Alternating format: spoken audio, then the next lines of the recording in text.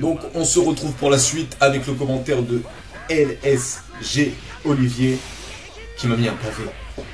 Tu m'as mis un pavé LSG Olivier. Donc c'est parti. Salut Capitaine Riger, je mets pour le scan 764 un 9 sur 10 et pour le scan 765 un 8 sur 10. Pour la mini-aventure de Jinbei, on dirait qu'Oda Sensei essaie de donner un côté de homme-poisson gentil. Il est achat des mers, il vient en aide à des habitants, et avant ça, il expulse et amène Caribou à la marine. C'est pas que j'aime pas le personnage de Jinbei, mais pour un homme-poisson qui dit aider que les gens à qui il a du respect, il le dit à Ace dans la suite d'Impel, ça me dérange un peu qu'il soit comme ça. Peut-être qu'on s'en fout. Peut-être que c'est pas important à partir du moment où il vit une aventure. Bref, Rosinante qui trahit son frère pour l'arrêter dans sa folie et par la suite qui trahit la marine, vole le Péopénomie, pour le bien de Law, c'est un peu trop en termes de trahison. Mais c'est un traître, c'est Corazon Creed là, je sais plus ce que j'ai mis, mais c'est un truc dans le style. Après, j'ai une petite hypothèse. Je pense que Doflamingo va arriver sur l'île où ils sont car Virgo lui a donné des informations et lance une attaque dans le dos de son frère. Et là, Rosinante va manger le Péopénomie au risque de sa vie. Il va s'échapper vers là-haut. Il va le soigner de sa maladie. Doflamingo arrive et lui dit de le rendre immortel avec le pouvoir du Péopénomie. Mais Rosinante refuse. Doflamingo l'oblige avec son pouvoir, mais au dernier moment, Rosinante arrive à se délivrer et il le rend immortel là-haut. Rosinante agonise par terre et Doflamingo le tue. Voilà, bonne review, comme toujours capitaine. PS, je suis pas de la marine, je suis un pirate de l'équipage de Riger et cette air est celle de Riger. J'ai mangé le dodo Nomi. C'est le fruit du dormeur qui me permet de faire dormir et de faire dormir... Attends, qui permet de me faire dormir et de faire dormir mes ennemis dans un périmètre de 5 mètres. Mais je ne contrôle pas encore. Allez, ciao. Voilà. Donc pour l'hypothèse, je pense que ça pourrait être intéressant. Ouais. C'est vrai que ça pourrait être intéressant de voir peut-être quel effet ça fait réellement lorsqu'un utilisateur de fruit du démon mange un autre fruit du démon. Ça pourrait être intéressant, c'est vrai, donc pourquoi pas. Mais rendre l'homme immortel, non. Non, je sais pas pourquoi. Je sais pas pourquoi. J'aime bien là-haut. Mais j'ai pas envie qu'il soit immortel. Je sais pas pourquoi.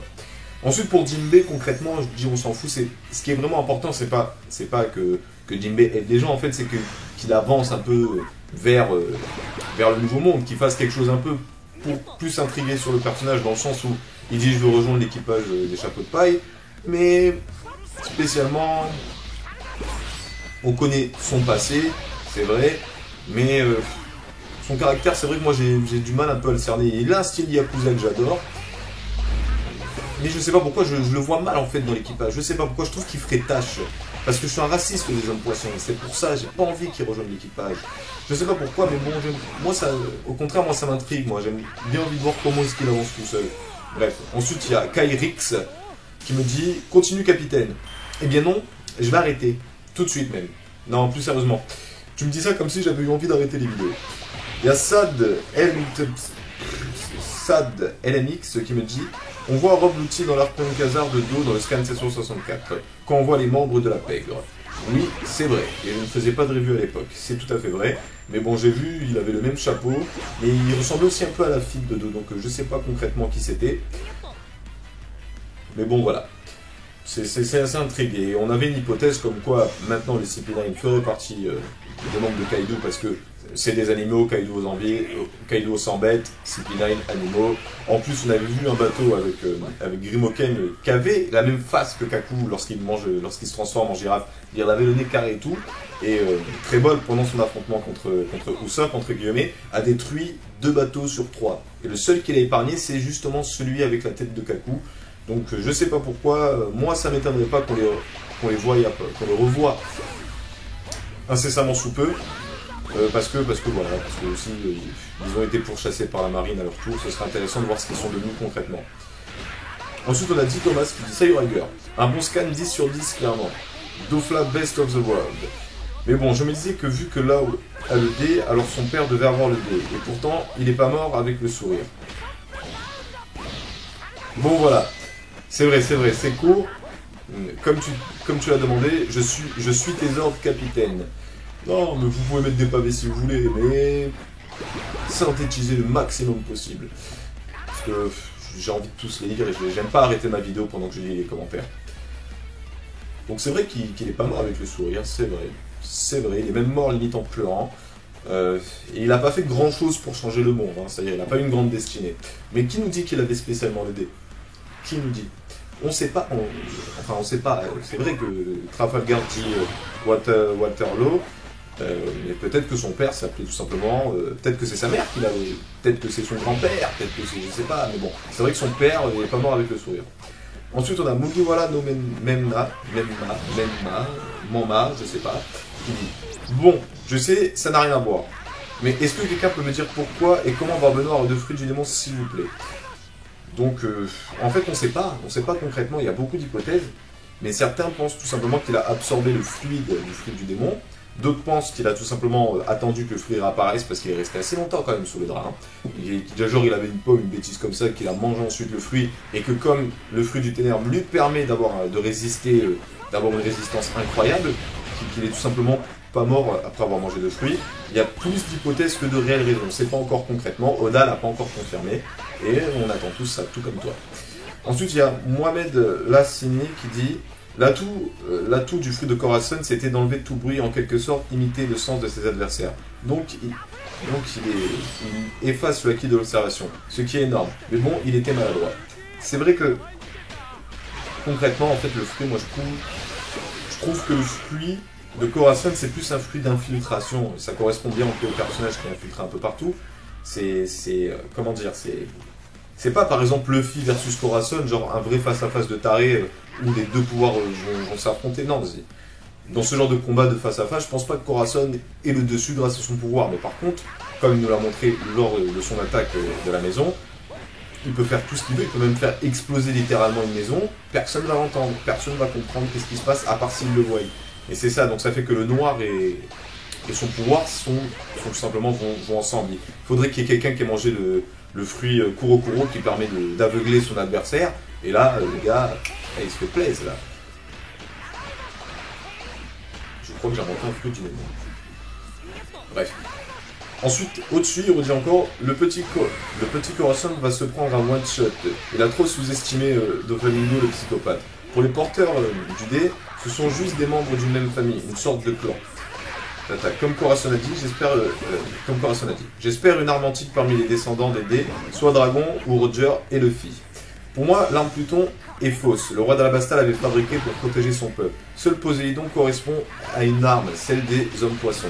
Et vu que seul Oda connaît l'histoire, rien nous dit que le roi Neptune a raison en disant qu'il n'existe que 3 armes. C'est vrai, j'aimerais tellement qu'il y en ait plus. Je sais pas, une grande guerre avec seulement 3 armes de Futurus, ça va pas être une grande guerre, ça va être une guérilla. Une guérilla, je veux dire, ok, Pluton peut détruire une île, Poséidon on peut appeler les monstres marins, Uranus, je ne sais plus comment ça s'appelle. On ne sait pas exactement ce qu'il fait, mais peut-être qu'il peut contrôler la météo, ou peut-être qu'il peut contrôler les dragons comme moi je pense. On ne sait pas. On ne sait pas concrètement si, déjà, quel est le pouvoir d'Uranus et s'il existe que ça. S'il existe que ça, mais... D'ailleurs, j'avais fait une hypothèse, je ne sais pas si j'en ai parlé, mais pendant un moment, je pensais que Ener avait une arme antique dans le sens où l'arche qu'il avait fabriquée, il avait fabriqué via les plans d'une arme antique. Voilà. Je pensais ça, je parle de l'arche Maxime, hein, je parle pas du truc qu'il a découvert sur la Lune. C'était une aventure space. Et voilà. Ensuite, on a Mishi-sama. Mishi-sama qui dit Yo Captain, quand tu as parlé de Vergo, j'ai repensé à une phrase que Dofi avait dite à Lao et à Punkazar lors du combat Vergo Lao, comme quoi Vergo le punissait et l'avait traumatisé enfant. Pourtant, au scan 764, quand Rosinante, accent italien, Rosinante, lui évoque son nom, il ignore son identité. Donc logiquement, après la mort ou pas de Rosinante, Lao restera avec la Don Quirote Family, alors qu'il aura mangé le Ope no Mi. Donc, bref, pour le scan 764, 9 sur 10 et 775, 765, 7 sur 10. Bon, je vais vous dire maintenant les moyennes. Les moyennes sont quasiment... Alors, pour le scan 764, c'est du 8,4. Et pour le scan 765, c'est du 7. C'est du 7. Non, quoique c'est du 6,9. Voilà, je vous l'ai dit maintenant. Je vais arrêter ce système. Par contre, vous pouvez continuer à donner vos notes, mais je vais arrêter le système de moyenne. Je trouve qu'on n'est pas assez en fait pour donner une vraie moyenne au scan en fait. C'est aussi parce que j'ai la flemme. Bref. Donc oui, bon, logiquement, Law va devoir rester. Et d'ailleurs, Trafalgar Law nous a mis un commentaire. Trafalgar Law nous dit: Salut Rager, cool ta vidéo des 2000 abos. J'ai une hypothèse sur Jess Drake. En fait, je pense que c'est le gosse en haut à gauche de la page 12 qu'on appelle Dory. Dory est un surnom de Drake pour les Japs. Ah bon? Et je pense que l'homme qui tient le OP Nomi est son père. Tout se tient. Ils sont sur North Blue. Drake est originaire de North Blue. Le gars qui dit être son père ressemble beaucoup à X Drake. Il y a aussi le dièse qui pourrait vouloir dire X de X Drake. Mais bon, dièse, ça se prononce dièse, oui, c'est le chiffre. Hein. D'ailleurs, moi je préfère X Drake parce que je trouve que c'est plus stylé de dire X que dièse. Dièse, pour moi, dièse, c'est le. Vous savez, là, les carreaux qu'il y a qui ressemblent aux morpions sur les téléphones. Pour moi, c'est ça, dièse. Voilà. Donc ouais, c'est très pertinent. Moi, je pense qu'il y a un lien. Ils n'ont pas le même dièse pour rien. Hein. Mais bon, voilà. Ensuite, il y a Stingers qui me dit: bonne review. Je mets un 6 sur 10 pour l'ensemble des deux scans. Oula, il dit d'une décès moyenne. Sinon, tu penses quoi de Samurai Deeper Kyo? J'ai relu un manga et franchement, c'est lourd. Mais comme t'aimes pas trop les mangas où il n'y a que de la baston, bon, à plus. C'est pas que j'aime pas que les mangas où il n'y a que de la baston. C'est en fait, j'aime la baston. J'aime la baston. Mais si j'avais envie de voir de la baston, je regarde le Free Fight à la télé, tout ça. Ou Dragon Ball Z. Moi, j'aime bien qu'il y ait des raisons dans la baston, en fait, qu'il y ait des enjeux, C'est pour ça que j'aime bien le Free Fight, le manga Free Fight. Il y avait quelqu'un qui m'avait montré un manga qui était en 5 épisodes, en fait. C'était une adaptation qui était justement avant Free Fight. Et bon, j'aime bien, mais bon... Samurai Deeper Kyo, ça me dit absolument rien si j'essaie de me souvenir, mais le nom Samurai Deeper, on m'en avait déjà parlé. Voilà. Ensuite, on a Maître Yoda, qui a d'ailleurs une image de Zoro qui est très logique, qui me dit: tu t'es balade à la fin. Je n'ai pas compris, mais peut-être. Ensuite, on a Nitro Gaming qui me dit: salut capitaine, le scan est pas mal. Je trouve juste dommage que Korra se mette à parler tout le temps, car avant il avait un petit côté mystérieux qui le rendait stylé, avec son petit sourire en coin.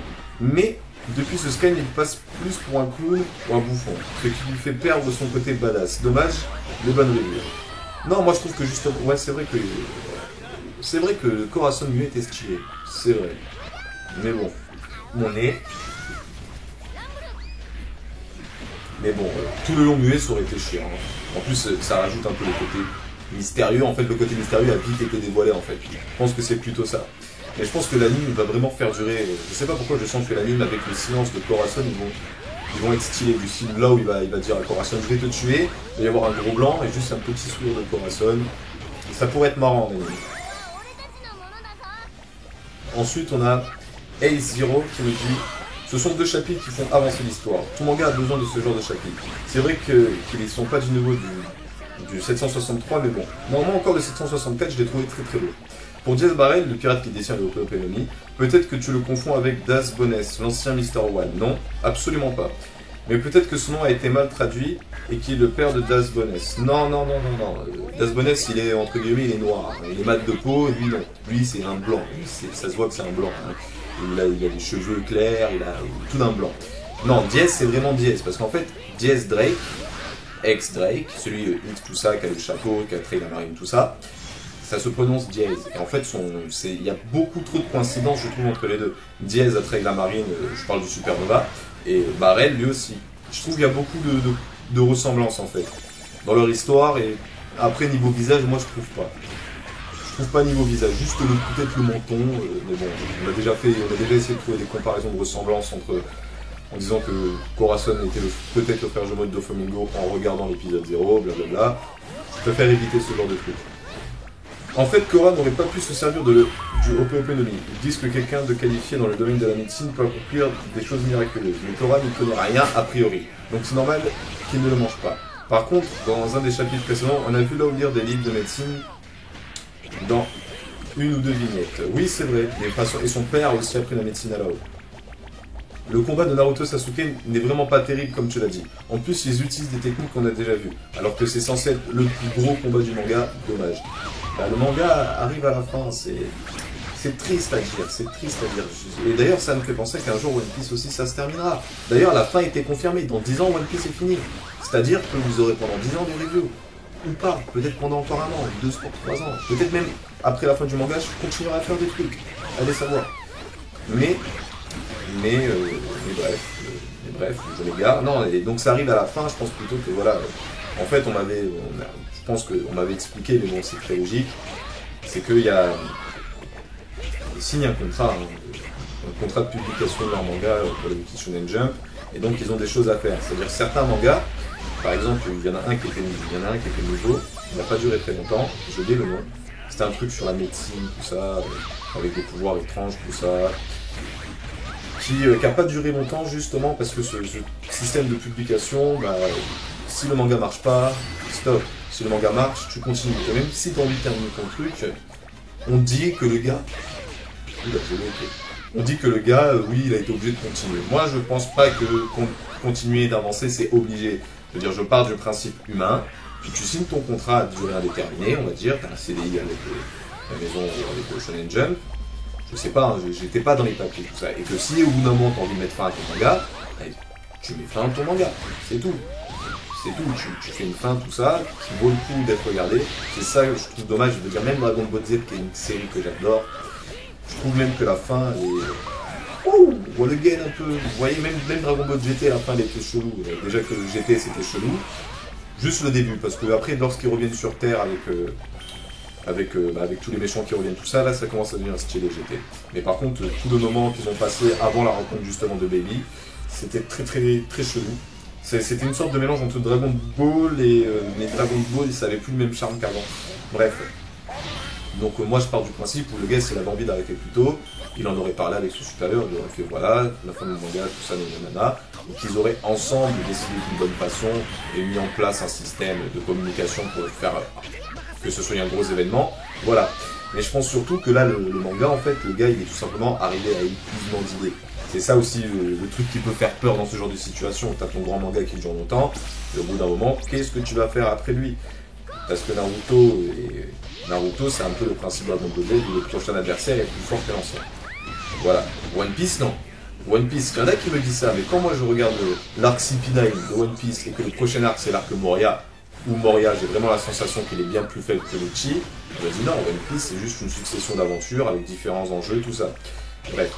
Le gars il est arrivé un peu épuisement parce que c'est vrai qu'après Madara qui était juste badass, juste stylé, Madara.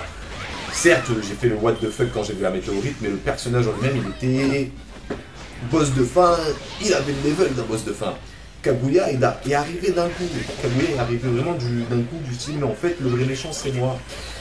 What? Tu sors d'où? On n'a jamais entendu parler de cette histoire-là, comment ça? Tu nous mets comme ça.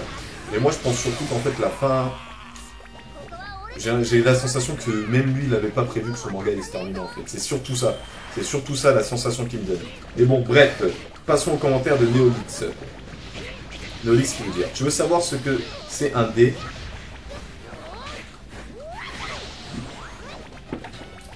Vous voulez savoir ce que c'est un dé? Vous savez, Monkey D. Luffy, bah un dé, c'est un cube à 6 faces. Avec des chiffres marqués dessus. Qu'on lance pour jouer au 4 de 1 ou à d'autres jeux où tu mises de l'argent. Chaque face est marqué d'un ou plusieurs points. Ah, blague de merde, bien joué Neolix. Plus sérieusement, plus je regarde Corazon, plus je me dis qu'il a des traits de ressemblance avec Bellamy 2 ans plus tard. Et peut-être que Doris est Bellamy. Bref. Et ça expliquerait le pourquoi Dofla maltraite Bellamy. Et dans la mini-aventure de Jinbe, on voit des runes qui font penser à ceux de Skypia. Et à Skypia, il faisait aussi des offrandes aux dieux, le serpent géant. Comme quoi, c'est peut-être... y a-t-il un rapport? Ouais, mais bon, les deux îles, elles étaient complètement à des endroits différents. Mais elle est dans le nouveau monde, elle est sur Grand Line. Donc je pense que c'est juste les vestiges de la même civilisation. Voilà. Parce que c'est vrai qu'à la base, Skypia, c'est pas vraiment Skypia, c'est plutôt Jaya en fait, hein, quand on y repense. Hein. C'est vrai que Jaya, la plus grosse partie de l'île a été amenée dans le ciel. D'ailleurs, j'ai jamais compris comment ça aurait pu arriver. Parce que, voilà, il faut que j'en parle de ça. Une île, l'air de rien, une île, ça flotte pas. Vous voyez ce que je veux dire? Ça ne flotte pas les îles. C'est-à-dire que le geyser, pour le faire monter, il est passé en dessous. C'est-à-dire là, on a l'eau, ici on a l'île, tac, le geyser, il a poussé. Mais c'est pas logique parce que l'île, en fait, c'est une sorte de bosse de terre. Vous savez, qu'au fond de l'eau, il y a de la terre, en fait. C'est comme une sorte de récipient, c'est-à-dire que normalement, l'île, elle flotte pas, elle est censée être concentrée. C'est-à-dire que le geyser, il a carrément arraché cette... je sais pas, mais bon, bref, je m'égare encore plus.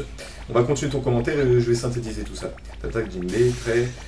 rapport. Et aussi, une autre chose m'interpelle. Dans One Piece, comment ils sélectionnent leur Shichibukai? Parce que Dofla va tuer son frère. La marine cherche à le capturer. Et pourtant, il est Shichibukai, tranquille, la famille vient nous aider de temps en temps, en temps de guerre. Enfin, c'est chelou. Sinon, bonne review, c'est vrai, mais moi je pense que c'est plutôt... ils vont avoir peur en fait de sa puissance. De toute façon, c'est ce qu'il dit, il dit ils avaient peur de ma puissance, donc au lieu de faire de moi un ennemi, ils ont fait de moi un Shichibukai. Donc voilà. Donc ensuite, ouais, par rapport à ce qu'est Pia, ouais, d'ailleurs ça va avoir un rapport, l'air de rien. Alors moi, maintenant je comprends, vu que ces runes ont un sens et que je viens de parler de la vestige d'une autre civilisation qui est peut-être aidée. Peut-être qu'il y a tout simplement un poneglyphe là où se trouve Jinbei. Et donc peut-être que Jinbei va arriver en disant hé Robin, je crois que tu cherches les poneglyphes toi. Accompagne-moi, on est un peu. Peut-être, ça pourrait être intéressant qu'ils reviennent avec quelque chose à montrer. Et donc du coup, j'ai mon hypothèse, mais je la ferai deux fois. Ensuite, il y a Lucas Barreau. Tiens, j'ai les barreaux. Qui dit GG plus un abonné. Eh bien, je te remercie Moussa de rejoindre notre équipage. Et ça fait plaisir. Et voilà, le dernier commentaire ultime. Et Yay ZD. Ah, je vois tellement peu de fans de Yu Yu Hakusho que ça me fait plaisir de lire ton commentaire. Mais bon, il est long. Yeah, le retour de notre capitaine qui a attrapé une maladie des îles célestes. Non, bon, du coup, le scan 764 me paraît très lointain entre temps. Il est sorti, et mon commentaire actuel. Mais dans mes souvenirs, il était plutôt excellent, dans la veine du 763 avec des révélations sur la volonté du dé, à savoir des ennemis naturels des dragons célestes, avec forcément un lien avec le siècle oublié, et Dofla doit en savoir pas mal sur le sujet, car pendant son combat avec le pont de métal versus Lao, quand Lao lui dit qu'il ne pourra rien contre le dé qui arrive, il est plus qu'irrité en témoigne ses veines. C'est des mots trop complexes pour moi, Yay. Affaire à suivre, avec certainement lors du combat final de Fudo Flamingo une grosse révélation à ce sujet, ce qui me met l'eau à la bouche. Non, une grosse révélation à ce sujet, ce qui met l'eau à la bouche. C'est vrai. Donc très bon scan avec la révélation du Nagi Nagi de Korra, qui peut créer des sphères insonorisées, une sorte de room en gros qui enferme le son autour de lui et extérieur. La fin aussi était sympa, avec l'appel de Dofla qui envoie un coup de pression à Korra et Lao, 8 sur 10. Je vais faire une pause un peu, trop de mots compliqués pour mon petit cerveau, j'arrive en fin de vidéo là, comme ça il n'y a plus la même énergie qu'au début. Donc allons scan 765. Et là je dois dire, après 763 et 764 de folie en révélation, je trouve que celui-là faible. Même si plus axé comique avec les conneries de Korra dans la sphère et là-haut que le chambre un peu sur son fruit du démon. C'est vrai, faible en apparence, mais par la suite il nous montre qu'il peut être utile pendant les infiltrations et peut se la jouer à la Ezio pour voler la cerise. Ok. Non, pardon, le fruit du OPOP Nomi. C'est vrai, il est petit le fruit. Ça, j'ai pas fait la remarque, mais le fruit, t'as l'impression que c'est... Vous savez, les tagadas, t'as l'impression que limite tu peux le cacher dedans. OPOP Nomi. Le fruit du OPOP Nomi pour sauver Lao, même si on ne sait pas encore comment, lui ne pouvant plus manger un autre fruit. Déçu aussi de voir que Rason en indique ultime de la marine, et finalement il aide Lao beaucoup trop brutalement. J'arrive toujours pas à comprendre pourquoi, même si son histoire a pu le toucher, et qu'il souhaite surtout stopper les machinations de son père sadique. 5 sur 10. Donc, bon, moi je vais rester sur mon idée que sa mère était malade, elle est morte malade, et puis il voit un gosse aussi malade et qu'il a pas envie qu'il crève. Voilà, il a là de pitié pour lui. Et c'est vrai que le côté pitié, j'aime pas trop. Et pour finir, je te conseille fortement de te refaire Yu Yu Hakusho du début. C'est un manga qui a beaucoup d'influence qui a beaucoup influencé forcément Hunter x Hunter, du même auteur, et aussi Bleach. Mais limite, je trouve des références dans One Piece qui ne le sont peut-être pas, mais le vice-amiral Basti par exemple me rappelle Bouy. Alors Bouy, qui est-ce déjà? Ah oui, c'est l'armure que Yei affronte au tournoi, le tournoi des démons, je sais plus trop quoi. Ouais, d'ailleurs, qui était un combat très... Ah, c'était mon arc préféré. L'arc de ça, c'était... La fin, c'était très stylé avec Kuwabara qui arrive ensuite en mode Yakuza. Ah mon dieu, j'ai surkiffé. Yu Yu Hakusho, pour ceux qui ne connaissent pas, ça s'écrit comme ça, s'entend. Bien sûr, il faut parler japonais. Mais c'est juste l'un des mangas, l'un des shonen plutôt, que j'ai le plus aimé. Voilà. Le côté bourrin masqué avec une grosse arme atypique. Même les passés de Zoro et Law sont assez similaires avec celui de Lei. La quête de la fille perdue qui devient la raison de vivre, de devenir plus fort de Yei. Son rejet du royaume des glaces, comme si le fait d'être un garçon est une maladie irrécupérable. C'est vrai là-haut.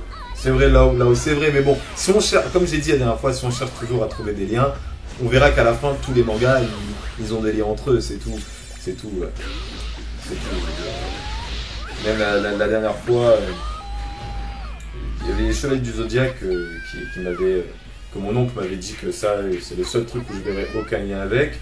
Mais bon, Chevalier du Zodiaque, il faut que je cherche un lien. Déjà, il y a la mythologie. Enfin, donc avec Hercule. Voilà. D'ailleurs, ça m'étonne d'avoir jamais vu Hercule dans le Chevalier du Zodiaque. J'ai pas dû assez regarder. Bref. Mais je connais pas assez le manga pour en parler de toute façon. Petit tatatak. Allez, c'est peut-être la dernière fois que je place Yu Hakusho dans un commentaire. Ou pas. Alors par contre, je peux pas faire la croix et le sourire. Voilà. Donc c'était le dernier commentaire, donc on part sur ça. One Piece c'est bien, mais Yu Hakusho c'est aussi très très bien. Donc je vous conseille de le regarder. Ensuite, c'est vrai que Corazon, moi je l'aime bien, mais le fait de découvrir que c'était un Nanjik, ça m'a pas spécialement fait descendre dans mon estime, mais ça m'a choqué. J'étais là, what? T'es un Nanjik? Non, s'il te plaît, non. Mais bon, ça permet de faire avancer l'histoire et surtout ça crée le fait que ce soit un Nanjik, ça crée la situation dans laquelle il se trouve. Et c'est ça qui est intéressant de voir. On sait qu'il va réussir à sauver Lao. On le sait, Lao il est pas mort. Mais comment ça s'est déroulé? C'est surtout ça. D'ailleurs, c'est pour ça que moi, les spoils, je n'en ai pas peur spécialement. Parce qu'il y a toujours le comment. Je veux dire, demain, on me dit Zoro Tumio. Voilà. Comment? Et voilà, et ça me donnera encore plus envie de regarder. Et donc sur ce, c'est la fin de ce journal de bord de la revue du Scan 765. Donc j'espère que cette vidéo vous aura plu. Si vous êtes arrivé jusqu'ici, je pense que c'est le cas, à part si vous êtes le plus gros rageux de la Terre. Et donc sur ce, je vous souhaite bonne journée, bonne soirée, bon après-midi, bon verre d'eau, bon jet de douche, et à la prochaine pour une prochaine vidéo.